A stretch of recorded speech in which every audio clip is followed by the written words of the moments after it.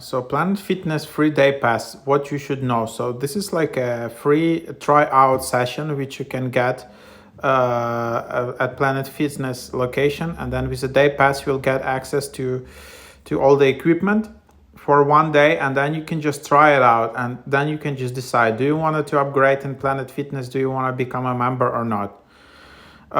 So you should be 18 years or older, and you can only redeem 1 day pass for the last 90 days. So if you already tried it out, you need to wait 90 days at least to try it out again. You can't access spa visits or black card spa. You can't go in there with that. So for that, you need to be a Planet Fitness member.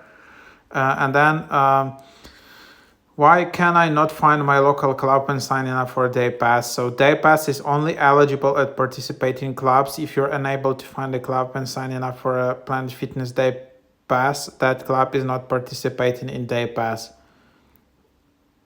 So that's just what you should know.